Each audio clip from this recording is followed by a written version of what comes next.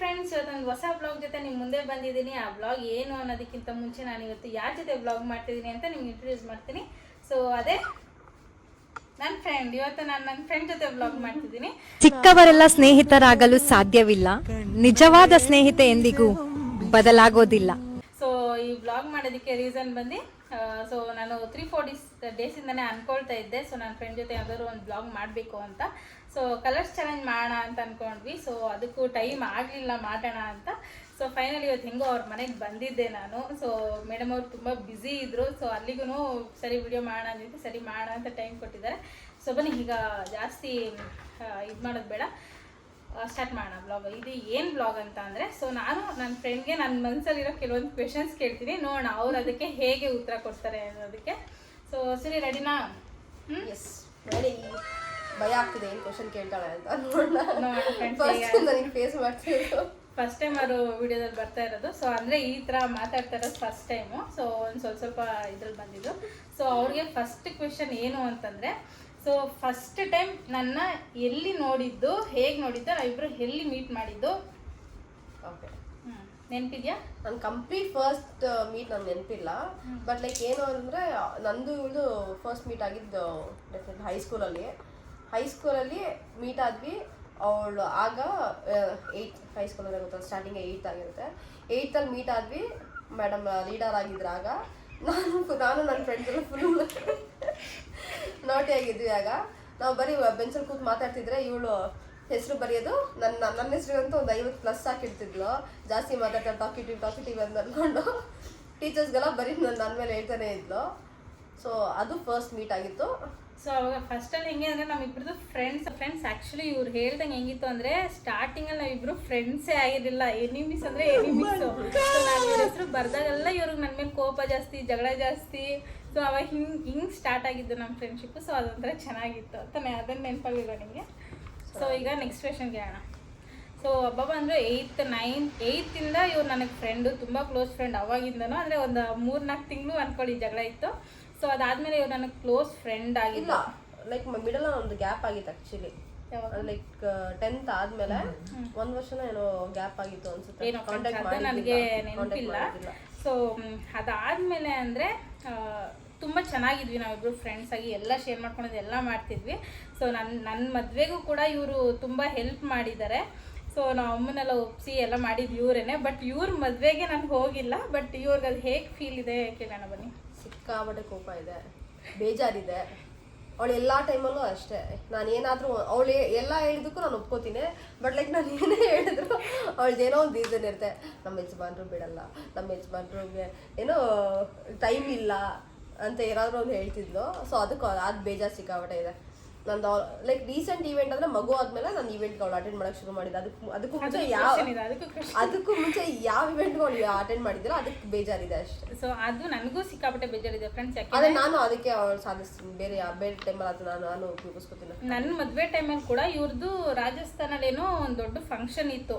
ಮನೆಯವರೆಲ್ಲ ಹೋಗಿದ್ರು. ಇವಳು ಅಲ್ಲಿಗೂ ನನಗೆ ಕೇಳ್ತಿದ್ಲು ಏನಂತ, ಇಲ್ಲ ನಾನು ಹೋಗ್ದಿರಾ ನಿನ್ನ ಮದುವೆಗೆ ಬರ್ತೀನಿ ಅಂತ. ಆಗ ನಾನು ಒಬ್ಬಳೇ ಬಂದು ಏನು ಮಾಡ್ತೀಯಾ, ಫ್ಯಾಮಿಲಿ ಜೊತೆ ಹೋಗು ಅಂತ ನಾನು ಆವಾಗ ಕಳಿಸಿದ್ದೆ ಅವ್ರನ್ನ. ಸೊ ಆದರೆ ಇವ್ರ ಮದುವೆಗೆ ನಾನು ಹೋಗೋಕ್ಕಾಗಿಲ್ಲ. ಆದರೆ ತುಂಬ ದೂರನೇ ಇಟ್ಕೊಂಡಿದ್ರು ಮೇಡಮ್ ಅವ್ರ ಮದುವೆನ. ಸೊ ಅಷ್ಟು ದೂರ ನಾನು ಹೋಗ್ತಾನೆ ಇರಲಿಲ್ಲ. ಸೊ ಬನ್ನಿ ನೆಕ್ಸ್ಟ್ ಮಾಡ್ಬೋದಿತ್ತಲ್ವ. ಸೊ ನಾನು ನೀನು ಫ್ರೆಂಡ್ಸ್ ಆದಮೇಲೆ, ನೀನು ಜಾಸ್ತಿ ಕ್ಲೋಸ್ ಆದಮೇಲೆ, ನನ್ನ ಪ್ರತಿ ಬರ್ಡ್ಗೆ ಅಂದರೆ ಸ್ಟಾರ್ಟಿಂಗ್ ಒಂದು 2-3 ವರ್ಷ ತುಂಬ ಕ್ಲೋಸಾಗಿ ಇವ್ರು ಏನು ಮಾಡ್ತಿದ್ರು ಅಂದರೆ, ನನ್ನ ಬರ್ತಡೆಗೆ ಏನೇನು ನನಗೆ ವಸ್ತು ಬೇಕೋ, ಡ್ರೆಸ್ಸಿಂದ, ಪರ್ಸಿಂದ, ಚಪ್ಪಲಿಂದ ಎಲ್ಲ ಕರ್ಕೊಂಡು ನನಗೆ ಶಾಪ್ ಮಾಡಿ ಕೇಕೆಲ್ಲ ತಂದು ಕಟ್ ಮಾಡಿಸ್ತಾಯಿದ್ರು. ಬಟ್ ಇಷ್ಟು ವರ್ಷ ಆದರೂ ನಾನು ಇವ್ರಿಗೆ ಒಂದು ಸತಿನೂ ಕೇಕ್ ತಂದು ಕಟ್ ಮಾಡಿಸಿಲ್ಲ. ಅದಂತೂ ನನಗೆ ಸಿಕ್ಕಾಪಟ್ಟೆ ಬೇಜಾರಿದೆ. ಬಟ್ ಮೇಡಮ್ ಅವ್ರಿಗೆ ಹೆಂಗೆ ಅನಿಸ್ತಿದೆ ಕೇಳೋಣ ಬನ್ನಿ. ನನಗೇನು ಬೇಜಾರಿಲ್ಲ, ಅದು ಅವ್ನು ಕಟ್ ಮಾಡಿಸಿಲ್ಲ ಅನ್ನೋ ಬೇಜಾರು ನನಗೇನಿಲ್ಲ. ಕಟ್ ಮಾಡಿಸಿಲ್ಲ ಅಂತಲ್ಲ, ತುಂಬ ಸತಿ ನಾನು ಮೀಟ್ ಮಾಡಬೇಕು ಆ ದಿನ ಅಂತ ಅಂದ್ಕೊಂಡಿದ್ದೀನಿ. ಬಟ್ ಅದು ಕೂಡ ಆಗ್ತಿಲ್ಲ. ಯಾಕಂದರೆ ಮೇಡಮ್ ಅವ್ರಿಗೆ ನನ್ನ ಬಿಟ್ಟರೆ ಜಾಸ್ತಿ ಜನ ಫ್ರೆಂಡ್ಸ್ ಇರ್ತಾರೆ, ಅಲ್ಲೆಲ್ಲ ಹೋಗ್ತಾ ಇರ್ತಾರೆ. ಸೊ ಆ ರೀಸನ್ಗೆ ನಾನು ಮೀಟ್ ಆಗೋಕ್ಕೂ ಆಗ್ತಿರ್ಲಿಲ್ಲ, ಕೇಕ್ ಕಟ್ ಮಾಡ್ಸೋಕ್ಕೂ ಆಗ್ತಿರ್ಲಿಲ್ಲ. ಸೊ ಅದ್ರ ಬಗ್ಗೆ ನಿನಗೆ ಬೇಜಾರಿರುತ್ತೆ. ಸೊ ಅದು ಹೇಳು ಹೆಂಗೆ ಅಂತ. ಅಟ್ಲೀಸ್ಟ್ ಒಂದು ಮೀಟ್ ಮಾಡ್ಬೋದಿತ್ತು ಅನ್ನೋ ಒಂದು ಫೀಲಿಂಗ್ ಇದೆ. ಬಿಟ್ಟರೆ ಬೇಜಾರು ಅಂತ ಏನಿಲ್ಲ. ಈ ಕೇಕ್ ಕಟ್ ನಾನು ಕೇಕ್ ಕಟ್ ಮಾಡಿಸಿದೆ, ಅವಳು ಕೇಕ್ ಕಟ್ ಮಾಡಿಸಿಲ್ಲ. ಎಕ್ಸ್ಪೆಕ್ಟೇಷನ್ಸ್ ನಂದು ಇವಳ ಹತ್ರ ಯಾವತ್ತೂ ನಾನು ಇಟ್ಕೊಂಡಿಲ್ಲ. ಸೊ ಅದ್ರದ್ದು ಬೇಜಾರು ಅಂತ ಏನಿಲ್ಲ. ಲೈಕ್ ಓಕೆ ಇಲ್ಲಿ, ಬಿಕಾಸ್ ಲೈಕ್ ಇವಳು ಎಲ್ಲ ಸಿಚುವೇಶನ್ಸ್ ನಂಗೆ ಗೊತ್ತಿರೋದ್ರಿಂದ ನನಗೇನು ಅದೇನು ಮ್ಯಾಟರ್ ಅನಿಸಿಲ್ಲ. But like so yeah next ಆಮೇಲೆ 1 ವರ್ಷ ಫ್ರೆಂಡ್ಸ್ ಇದುವರೆಗೂ ಆಗಲಿ, ಸೊ ನನಗೆ ಏನೇ ಪ್ರಾಬ್ಲಮ್ ಆದ್ರೂ ಎಲ್ಲ ಸೊಲ್ಯೂಷನ್ ಕೊಡೋರೆ ಇವರು. ಪ್ರತಿಯೊಂದನ್ನು ಹಿಂಗೆಲ್ಲ ಹಂಗೆ ಮಾಡು ಲೈಫಲ್ಲಿ ಹಂಗಿರು ಅಂತ ಹೇಳ್ಕೊಡ್ತಾರೆ. ಬಟ್ ಯಾವುದೋ ಒಂದು ವಿಷಯಕ್ಕೆ ಕೋಪ ಮಾಡಿಕೊಂಡು ನಾನು ಇವ್ರ ಜೊತೆ 1 ವರ್ಷ ಏನೋ ಮಾತು ಬಿಟ್ಬಿಟ್ಟಿದ್ದೆ. ಸೊ ಆ ಟೈಮಲ್ಲಿ ನಿನಗೆ ಏನಾದರೂ ಆದಾಗ ಈ ಥರ ಅವಳು ಇದ್ದಿದ್ರೆ ಈ ಥರ ಹೇಳ್ಕೊಳ್ತಾ ಇದ್ದೆ ಅನ್ನೋ ಥಾಟ್ ಬಂದಿರುತ್ತೆ. ಬಂದಾಗ ನಿನಗೆ ಕೋಪ ಬರ್ತಾ ಇತ್ತಾ, ಏನು ಬೇಜಾರಾಗ್ತಾ ಇತ್ತಾ, ಹೆಂಗಿರ್ತಿತ್ತು? ಥಾಟ್ ಅಂತೂ ಬಂದಿದೆ. At least like as a friend ಇರ್ತಿದ್ಲು, ಏನೋ ಒಂದು ಈವ್ನಿಂಗ್ ಟಾಕ್ ಅಂತ ಇರ್ತಿದ್ಲು.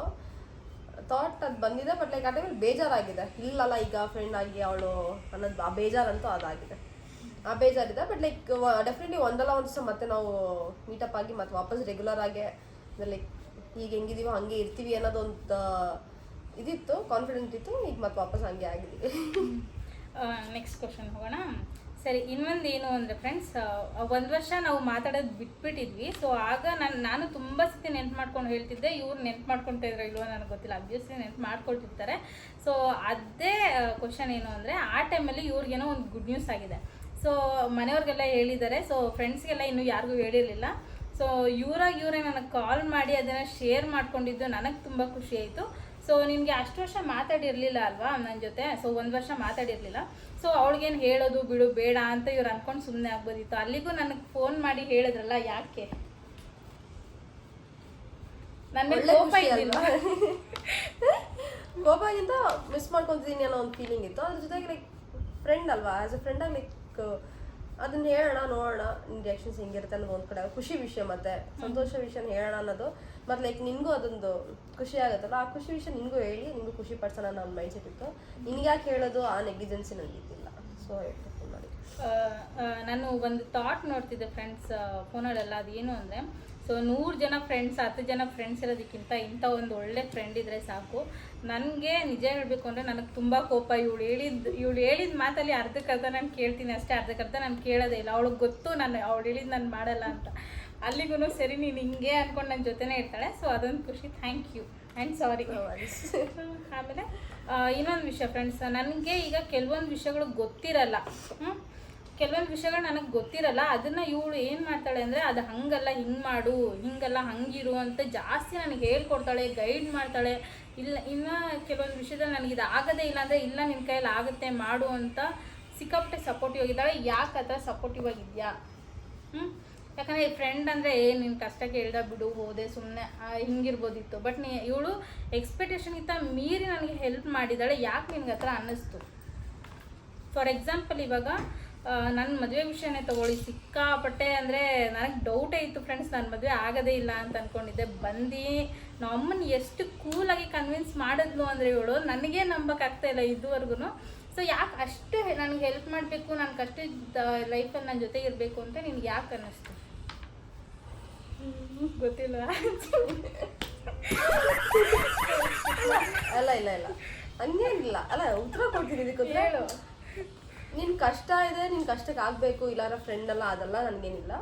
ನನಗೆ ಗೊತ್ತಿದ್ರೆ ನಾನು ಹೆಲ್ಪ್ ಮಾಡ್ತಿದ್ದೆ, ಗೊತ್ತಿಲ್ಲ ಅಂದ್ರೆ ಐ ವಾಸ್ ಲೈಕ್ ನನ್ಗೆ ಗೊತ್ತಿಲ್ಲ ಬೇರೆ ನಾನು ಹೇಳ್ತಿದ್ದೆ. ಬಿಟ್ರೆ ಗೊತ್ತಿದ್ದನ್ನು ಹೇಳೋದಿಲ್ಲ. ಅದನ್ನ ಹೆಲ್ಪರ್ ಅಂತ ಅನ್ನೋದಕ್ಕಿಂತ ಸಜೆಷನ್ ಅಷ್ಟೇ. ಅದನ್ನ ಏನಕ್ಕೆ ಹೇಳಿದೆ, ನನಗೋಸ್ಕರ ಹೇಳಿದೆ, ನೀನಲ್ಲ ಬೇರೆ ಯಾರು ಬಂದು ನನಗೆ ಹೆಲ್ಪ್ ಬೇಕು ಅಂತಂದ್ರೆ ನನ್ನ ಕೈಲಿ ಆದರೆ ನಾನು ಡೆಫಿನೆಟ್ಲಿ ಮಾಡ್ತೀನಿ. ಆ್ಯಂಡ್ ಸಜೆಷನ್ ಕೂಡ ಅಷ್ಟೇ. ನಂಗೆ ಆ ವಿಷಯ ಗೊತ್ತಿದ್ರೆ ಆ ಸಜೆಷನ್ ನಿಮ್ಗೆ ವರ್ಕ್ ಆಗುತ್ತೆ ಅಂದರೆ ನಾನು ಡೆಫಿನೆಟ್ಲಿ ಸಜೆಸ್ಟ್ ಮಾಡ್ತೀನಿ. ಸೊ ನನಗೇನು ಮಾಡಂಗಿಲ್ಲ, ಮಾಡಬೇಕು, ಇವ್ರು ಹಂಗೆ ಇವ್ರು ಹಿಂಗೆ, ಇವ್ರು ಉದ್ಧಾರ ಆಗ್ತಾರೆ, ಇವ್ರು ಚೆನ್ನಾಗಾಗುತ್ತಾರೆ, ನಾನು ಯಾಕೆ ಹೆಲ್ಪ್ ಮಾಡಲಿ ಆ ಮೈಂಡೆಲ್ಲ ಇಲ್ವೇ ಇಲ್ಲ. ಸೊ ಹಾಗಾಗಿ ನನಗೇನು ಅದು ಅನಿಸಿಲ್ಲ. ಮತ್ತು ನೆಕ್ಸ್ಟ್ ಕ್ವೆಶ್ಚನ್ ಬಂದುಬಿಟ್ಟು, ಈಗ ತುಂಬ ಜನ ಫೇಕ್ ಫ್ರೆಂಡ್ಶಿಪ್ ನಡೆಸ್ತಾ ಇರ್ತಾರೆ. ಯಾಕಂದರೆ ಏನಾದರೂ ಒಂದು ಜಾಸ್ತಿ ಶೇರ್ ಮಾಡ್ಕೊಂಡ್ಬಿಟ್ರೆ 3ನೇ ವ್ಯಕ್ತಿ ಹತ್ರ ಹೋಗಿ ಹೇಳೋದೇ ಜಾಸ್ತಿ. ಬಟ್ ಇವರು ನನ್ನ ಹತ್ರ ಪ್ರತಿಯೊಂದನ್ನು ಶೇರ್ ಮಾಡ್ಕೊಳ್ತಾರೆ, ನಾನು ಇವ್ರ ಹತ್ರ ಪ್ರತಿಯೊಂದನ್ನು ಶೇರ್ ಮಾಡ್ಕೊಳ್ತೀನಿ. ಸೊ ಅದನ್ನು ಇವ್ರು ತೊಗೊಂಡೋಗಿ 3ನೇ ವ್ಯಕ್ತಿ ಹತ್ರ ಹೇಳಲ್ಲ. ಬಟ್ ಇವ್ರ ವಿಷಯ ನನ್ನ ಹತ್ರ ಹೇಳಿದಾಗ ನಾನು 3ನೇ ವ್ಯಕ್ತಿ ಹತ್ರ ಹೇಳಲ್ಲ ಅನ್ನೋ ನಂಬಿಕೆ ನಿನಗಿದೆಯಲ್ಲ, ಯಾಕೆ ನಂಬಿಕೆ ಇದೆ? ಅರ್ಥ ಆಯ್ತಾ ಕ್ವಶನ್? ಅರ್ಥ ಹೇಳು. ಅಲ್ಲ ಏನು ಕೇಳಿದೆ ನಿಮ್ಗೆ ಕ್ವಶನೇ ನಂಗೆ ಮಾಡ್ಕೊಳ್ತು. ಈಗ ನೀನು ಪ್ರತಿಯೊಂದು ಯಾಕೆ ನಿಮ್ಮ ಮುಂದೆ ಹೌದು ಓಕೆ ನೀನು ಇವಾಗ ತುಂಬ ಏನೋ ಒಂದು ವಿಷಯ ನನ್ನ ಹತ್ರ ಹೇಳಿರ್ತೀಯ, ಅದನ್ನ ಅಲ್ಲ ಅನ್ನೋ ಏನು ನಂಬಿಕೆ ನಿನಗೆ? ನಿನ್ನ ಕ್ಯಾರೆಕ್ಟ್ರು ನಂಗೆ ಗೊತ್ತಲ್ಲ ನೀನು ಅದನ್ನ ಹೇಳಲ್ಲಿ. ಇಲ್ಲ ನಾನು ನಿನ್ನ ಕ್ಯಾರೆಕ್ಟರ್ ನಂಗೆ ಮುಂಚೆಯಿಂದ ನನಗೆ ಗೊತ್ತಿರೋದ್ರಿಂದ ಇಷ್ಟು ವರ್ಷ ನೀನು ನೋಡ್ಕೊಂಡು ಬಂದಿರೋದ್ರಿಂದ ಸೊ ನೀನು ಹೇಳೋ ನಂಗೆ ಕಾನ್ಫಿಡೆನ್ಸ್ ಇದೆ. ಸೊ ಹಂಗಾಗಿ ಧೈರ್ಯವಾಗಿ ಹೇಳ್ತೀನಿ. ಸೊ ಇನ್ನೊಂದು ಕ್ವೆಶನ್ ಏನು ಅಂತಂದರೆ, ಲಾಸ್ಟ್ ಕ್ವೆಶನಾ? ಇಲ್ಲ, ಇನ್ನೂ 2 ಇದೆ. ಸೊ ಇನ್ನೊಂದು ವಿಷಯ ಏನು ಅಂದರೆ, ಮದುವೆಗಿಂತ ಮುಂಚೆ ನಾನು ನೀನು ತುಂಬ ಹೊತ್ತು ಮಾತಾಡ್ತಾ ಇದ್ವಿ, 1 hour 2 hour ಹಂಗೆ ಮಾತಾಡ್ತಾ ಇದ್ವಿ. ಸೊ ಮದುವೆ ಆದಮೇಲೆ ನಾನು ನಿನ್ನ ಹತ್ರ ಮಾತಾಡೋದು ತುಂಬ ಅಂದರೆ ತುಂಬಾ ಕಡಿಮೆ ಮಾಡಿದೆ. ನೀನು ಮದುವೆ ಆದ್ಮೇಲೆ ನನಗೆ ಮದುವೆ ಆದಮೇಲೆ ಆ ವಿಷಯಕ್ಕೆ ನಾವಿಬ್ರಿಗೂ ಒಂದ್ಸತಿ ಜಗಳ ಕೂಡ ಆಗಿದೆ. ಸೊ ನೀನು ಮುಂಚೆ ಇದ್ದಂಗೆ ಮಾತಾಡ್ತಾ ಇಲ್ಲ, ಸೊ ಯಾಕೆ ಮಾತಾಡ್ತಾ ಇಲ್ಲ ಅಂತ. ಸೊ ಮೇಡಮ್ ಅವ್ರಿಗೆ ಮದುವೆ ಆದಮೇಲೆ ಅದು ಅರ್ಥ ಆಗಿರುತ್ತೆ ಯಾಕೆ ಅನ್ನೋದು. ಸೊ ಆವಾಗ ನಿನಗೆ ಯಾಕೆ ಆ ಥರ ಕೋಪ ಬಂದಿತ್ತು? ಏನಕ್ಕೆ ಹೇಳು? ನಾನು ಈ ಹತ್ರ ಜಾಸ್ತಿ ಮಾತಾಡ್ತಾ ಇಲ್ಲ, ಕಡಿಮೆ ಮಾಡ್ಬಿಟ್ಟಿದ್ದೀನಿ. ಬಿಕಾಸ್ ನನಗೆ ಮದುವೆ ಆದ್ಮೇಲೆ ಗೊತ್ತಾಗಿದ್ದು ನನಗೆ ರೆಸ್ಪಾನ್ಸಿಬಿಲಿಟಿ ಹಿಂಗಿರುತ್ತೆ, ಈ ಥರ ಇರುತ್ತೆ ಅನ್ನೋದು. ಅದಕ್ಕೂ ಮುಂಚೆ ನಂಗೆ ಐಡಿಯಾ ಸಹ ಇದ್ದಿಲ್ಲ. ಓಕೆ ಲೈಕ್ ನಿಮ್ಮ ಯಜಮಾನ್ರು ಬಂದು ಫೋನ್ ಕಟ್ ಮಾಡ್ತಿದ್ರೆ ನಂಗೆ ಸಿಟ್ಟು ಬರ್ತಿತ್ತು, ಏನು ಯಜಮಾನ್ರು ಬಂದ್ರಲ್ಲ ಅದ್ರಲ್ಲಿ ಏನಿದೆ ಅಂತ ನನಗೆ ಅನ್ನಿಸ್ತಿತ್ತು. ಬಟ್ ಲೈಕ್ ನನಗೆ ನನಗೆ ನಮ್ಮ ಯಜಮಾನ್ರು ಮನೆಗೆ ಬರ್ದಂಗೆ ನಂಗೆ ಗೊತ್ತಿದ್ದಿಲ್ಲ. ಓಕೆ ಅವ್ರು ಬಂದಮೇಲೆ ಲೈಕ್ ಮನೇಲಿ ಕೆಲಸ ಇರುತ್ತೆ, ಅವ್ರಿಗೂ ಟೈಮ್ ಕೊಡಬೇಕು ಅನ್ನೋದೆಲ್ಲ ಐಡಿಯಾ ಇದ್ದಿಲ್ಲ. ಆ್ಯಂಡ್ ಇವಾಗ ಅದು ಗೊತ್ತಾಗಿದೆ. ಅವಾಗ ಮೇಡಮ್ ಅವ್ರಿಗೆ ಕೋಪ ಏನು ಗೊತ್ತಾ ಫ್ರೆಂಡ್ಸ್, ಗಂಡ ಬಂದಿದ ತಕ್ಷಣ ಫ್ರೆಂಡ್ನ ಮರ್ತು ಬಿಟ್ಲು ಇವಳು, ಅಷ್ಟೆಲ್ಲ ಹೆಲ್ಪ್ ಮಾಡಿದ್ದೀನಿ, ಹಂಗಿದ್ದೀನಿ ನಿನ್ನ ಜೊತೆ, ನನ್ನ ಜೊತೆನೇ ಮಾತಾಡಲ್ವಾ ನೀನು, ನಾನು ಏನು ಹತ್ಕೊಂಡೆಲ್ಲ ಹೇಳ್ಬಿಟ್ಟಿದ್ಲು ಒಂದೊಂದ್ಸತಿ. ಸೊ ಅದು ಫುಲ್ ಕಾಮಿಡಿ. ಅದೇ ನನ್ನ ಮದುವೆ ಆಗೋ ತನಕ ನನಗೂ ಗೊತ್ತಿದ್ದಿಲ್ಲ. ಆ್ಯಂಡ್ ಮೋರ್ ಓವರ್ ಎಕ್ಸ್ಪೀರಿಯನ್ಸ್ ಆಗಬೇಕು ಎಲ್ಲದಕ್ಕೂ.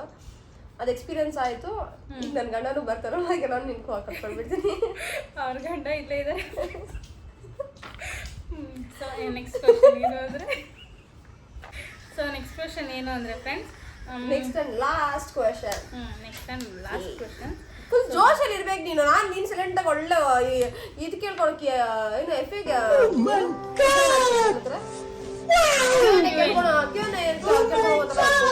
ಫುಲ್ ಜೋಶಲ್ಲಿ ಇರಬೇಕು ನೋಡಿ ಫ್ರೆಂಡ್ಸ್, ನನಗೆ ಹೇಳ್ಕೊಡ್ತಾ ಇದ್ದಾರೆ. ಸೊ ನೆಕ್ಸ್ಟ್ ಟೈಮು ಜೋಶಾಗಿರೋಣ, ಜೋಶಲ್ಲಿ ವಿಡಿಯೋ ಮಾಡೋಣ. ಸೊ ಈಗ ನನ್ನ ಫ್ರೆಂಡ್ಶಿಪ್ ಮಾಡಬೇಕು ಅಂತ ನಿನಗೆ ಯಾಕೆ ಅನ್ನಿಸ್ತು? ನನ್ಗೆ ಅನ್ಸಿ ಆ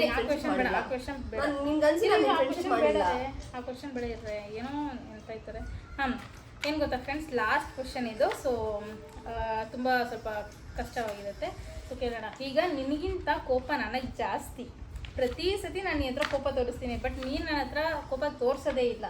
ಯಾಕೆ? ನಿನಗೆ ಕೋಪ ಬರೋದೇ ಇಲ್ವಾ, ಇಲ್ಲ ನನ್ನ ಹತ್ರ ತೋರಿಸಲ್ವಾ? ನಾನು ಕೋಪ ತೋರಿಸಿದ್ರು ಅದನ್ನು ನೀನು ಯಾಕೆ ಅಷ್ಟು ಕಂಟ್ರೋಲ್ ಮಾಡ್ಕೊಂಡು ಹೋಗ್ತೀಯಾ? ನನಗೆ ಕೋಪ ಬರಲ್ಲ ಅನ್ನೋದು ಸುಳ್ಳು ಆಯ್ತಾ? ನನಗಿಂತ ಜಾಸ್ತಿ ಬರುತ್ತೆ ಮೇಡಮ್, ನನಗೆ ತೋರಿಸಲ್ಲ. ನಿನ್ನ ಹತ್ರ ತೋರ್ಸಂತ ಸಿಚುವೇಶನ್ ಬಂದಿಲ್ಲ. ಆ್ಯಂಡ್ ಲೈಕ್ ಅದೇ ಸಿಚುವೇಶನ್ ಈಗ ನಾನು ನೀನು ಕೋಪದಲ್ಲಿ ಏನೋ ಅಂದಿರ್ತೀನಲ್ವಾ, ನೀನು ರಿಟರ್ನ್ ತಿರುಗಿಸಿ ಅಂದಿರಲ್ಲ, ಇಲ್ಲ ಅವಳು ಹಿಂಗೆ ಅಂದ್ಬಿಟ್ಲೆ ಅಂತ ಬೇಜಾರು ಮಾಡ್ಕೊಂಡು ಕೂತಿರಲ್ಲ. ಮತ್ತೆ ಹೇಳೋಣ ಅಂತ ಸುಮ್ಮನೆ ಇರ್ತೀನಿ. ಲೈಕ್ ನನ್ಗೆ ಪರ್ಸನ್ಸ್ ಇದ್ದಾರೆ, ಲೈಕ್ ಏನು ಇವ್ರು ವಾಪಸ್ ತಿರ್ಗಿಸಿ ಮುಖದ ಮೇಲೆ ಹೇಳಬೇಕು ಅನ್ನೋದು ಕೆಲವೊಬ್ರು ಇರ್ತಾರೆ. ಇಲ್ಲ ಬೇಡ, ಇಲ್ಲ ಮತ್ತೆ ಹೇಳೋಣ, ಅಥವಾ ಅವ್ರು ಅಷ್ಟೇ ಅಂತ ಹೇಳೋರು ಇರ್ತಾರೆ. ಇವಳು ಹೆಂಗೆ ಅಂತಂದ್ರೆ, ಇಲ್ಲ ಮತ್ತೆ ಹೇಳೋಣ ಸಮಾಧಾನ ಅಂದಮೇಲೆ ಇವಳು ಹೆಂಗೆ ಡೆಫಿನೆಟ್ಲಿ ಇವಳು ಮತ್ತೆ ವಾಪಸ್ ನಾರ್ಮಲಾಗಿ ಬಂದೇ ಬರ್ತಾಳೆ. ಇವಳು ಬೇಕು ಅಂತ ಹಾಶಾಗಿ ಬರಲ್ಲ ನನಗೆ. ಸುಮ್ಮನೆ ಆ ಮೂಮೆಂಟಲ್ಲಿ ಹಾಶ್ ಆಗ್ತಾಳೆ, ಮತ್ತೆ ನಾರ್ಮಲಾಗಿ ಬರ್ತಾಳೆ. ಸೊ ಇವಳು ಆಮೇಲೆ ಮತ್ತೆ ಈ ಟೈಮಲ್ಲಿ ನೀನು ಹಿಂಗೆ ಅಂದಿದ್ದು ತಪ್ಪು ಅಂತ ಅದನ್ನು ಎಕ್ಸ್ಪ್ಲೇನ್ ಮಾಡೋಣ ಅನ್ನೋದಕ್ಕೋಸ್ಕರ ನಾನು ವಾಪಸ್ ಅವಳಿಗೆ ಹಾಶ್ ಆಗಿ ಹೋಗಲ್ಲ. ಅದು ಬಿ ಲೈಕ್ ಓಕೆ ಸರಿ ಅಂತ ಅನ್ಕೊಂಡು ಅಂತೀನಿ ಅಷ್ಟೇ, ಅದಕ್ಕೋಸ್ಕರ. ಆದರೆ ನನ್ನ ಕೋಪನ ತೋರಿಸ್ತಾರೆ. ಸೊ ಇನ್ನೊಂದು ವಿಷಯ ಏನು ಅಂದರೆ ಫ್ರೆಂಡ್ಸ್, ನಾನು ಎಷ್ಟು ಕೋಪ ಮಾಡ್ಕೊಳ್ತೀನೋ ಸೊ ಅದಷ್ಟೇ ಬೇಗ ಕರ್ಗೋಗಿ ಬರ್ತೀನಿ, ಸಾರಿ ಏನೋ ಕೋಪದಲ್ಲಿ ಅಂದೆ ಅಂತ. ಅದನ್ನು ಮೇಡಮ್ ಅವ್ರು ಅರ್ಥ ಮಾಡ್ಕೊಳ್ತಾರೆ. ಯಾಕಂದರೆ ನನಗೆ ಒಳಗಡೆ ಒಂದು ಹೊರಗಡೆ ಒಂದು ಇದ್ದು ನನಗೆ ಇಲ್ಲ, ಅವ್ರಿಗೂ ಇಲ್ಲ. ಆ ಟೈಮಲ್ಲಿ ಏನು ತೋರಿಸ್ಬೇಕೋ ಅದನ್ನು ತೋರಿಸ್ತೀವಿ. ಸೊ ನನ್ನ ಫ್ರೆಂಡ್ ಜೊತೆ Q&A ಇಷ್ಟೇ ಆಗಿರುತ್ತೆ. ಸೊ ಪಾರ್ಟ್ 2ಗೆ ವೆಯ್ಟ್ ಮಾಡ್ತಾ ಇರಿ. ಸೊ ಇವತ್ತಿನ ಬ್ಲಾಗಿಗೆ ಪಕ್ಕ ಎಕ್ಸೈಟಿಂಗ್ ಆಗಿರುತ್ತೆ, ವೆಯ್ಟ್ ಮಾಡ್ತಾ ಇರಿ. Different kind of game or challenging ಪಕ್ಕ ತಗೋಬಾರ್ದು. ಆವಾಗ ಬರ್ತಾ ಇರುತ್ತೆ ಫ್ರೆಂಡ್ಸ್ ಚಾಲೆಂಜಿಂಗ್ ವಿಡಿಯೋಸ್ ನನ್ನ ಫ್ರೆಂಡ್ ಜೊತೆ. ಸೊ ವೆಯ್ಟ್ ಮಾಡ್ತಾ ಇರಿ, ಅವಾಗ ಆಗ್ತಾ ಇರ್ತೀನಿ. ಇದಕ್ಕೆಲ್ಲ ಸಪೋರ್ಟ್ ಮಾಡಿದ್ದು ನಮ್ಮ ಯಜಮಾನ್ರು Nagendra and cameraman Kaushik. Okay friends, thank you so much.